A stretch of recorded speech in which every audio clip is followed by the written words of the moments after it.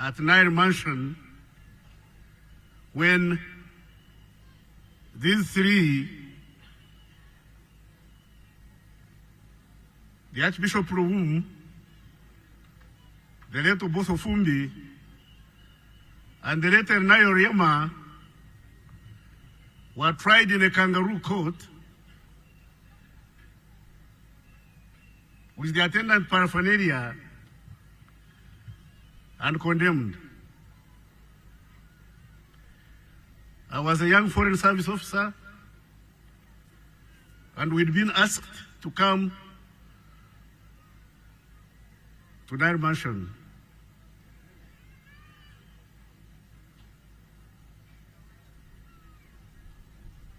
You could see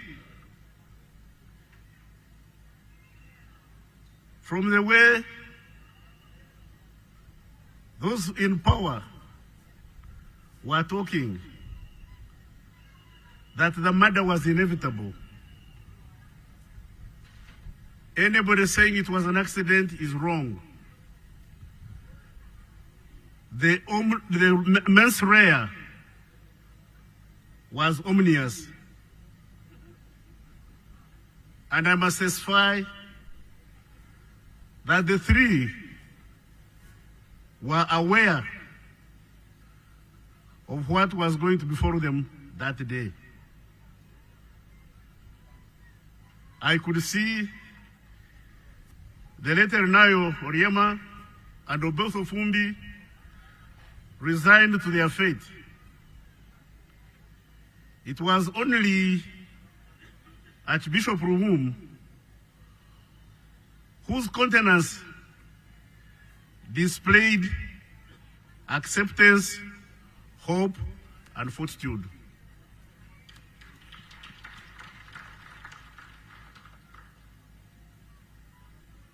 The late Archbishop Luwum had chosen to speak for the downtrodden. He'd chosen to bear the cross for the voiceless. And he was aware of the potential consequences, and he accepted it.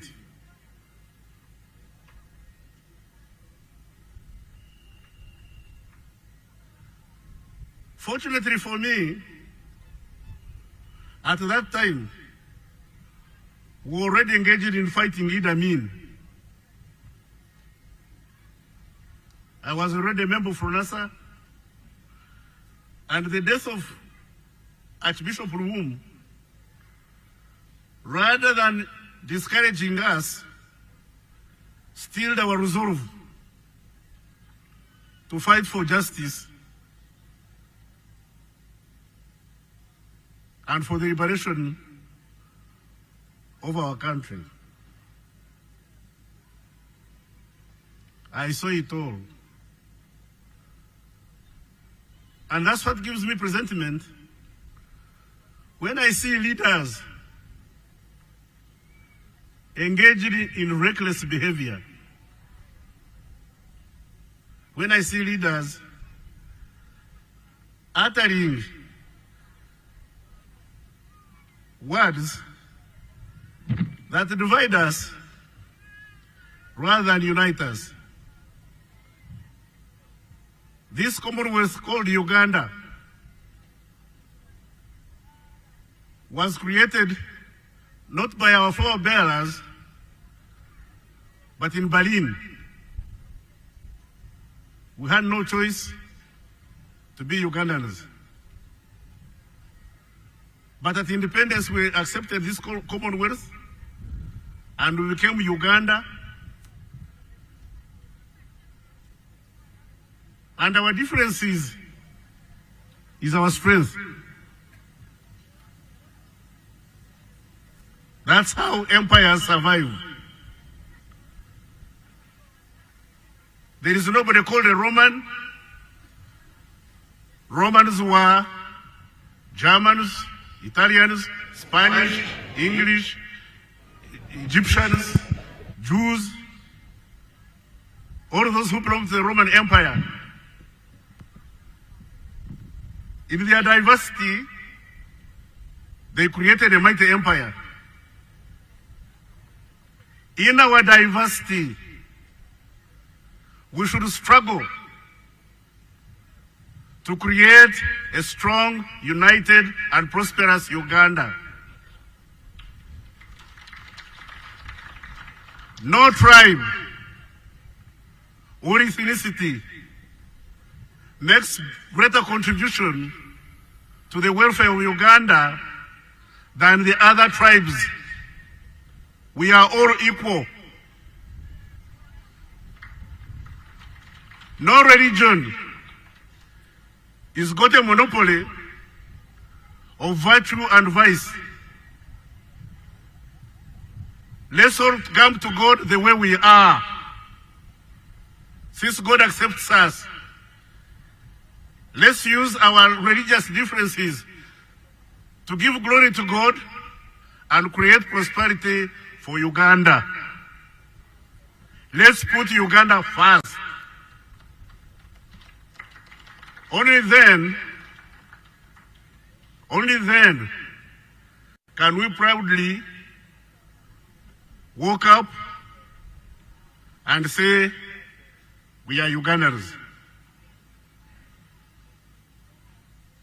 Let's emphasize what unites us.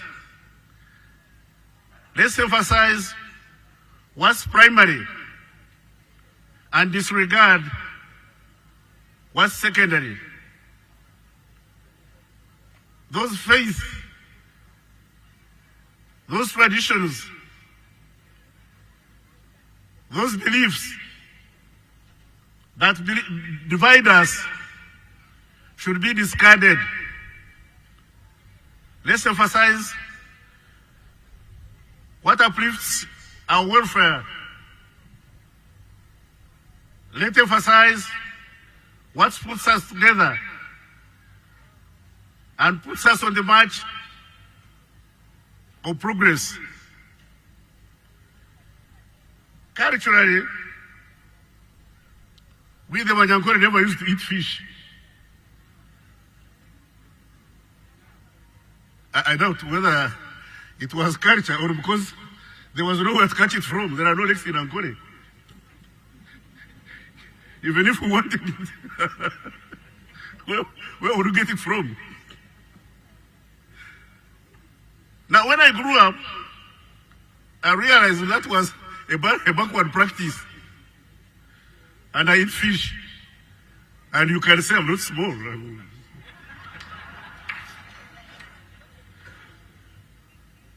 That I eat fish, I eat chicken, I eat mutton, I eat eggs.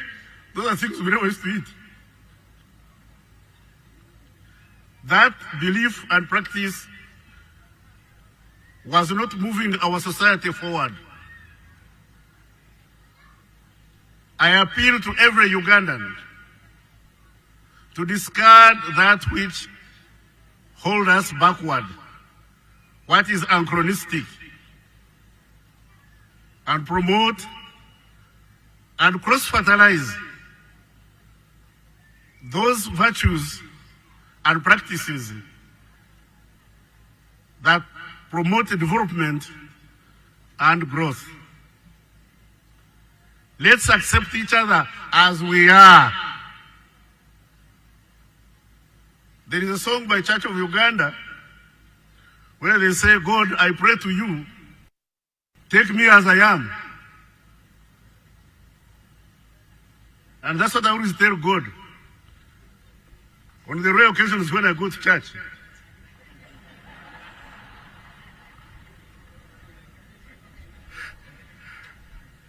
I tell him, you know, God, I am here, I'm your creation. When the time comes, just take me as I am.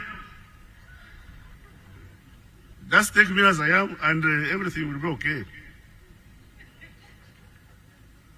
Your Grace, when I witnessed the drama of what happened on this day, I am sorry I started questioning the wisdom of telling us that leaders are anointed by God. I asked God, surely God, good as you are you the one who anointed Amin also?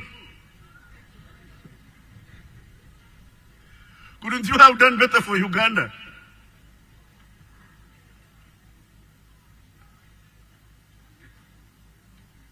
Countrymen,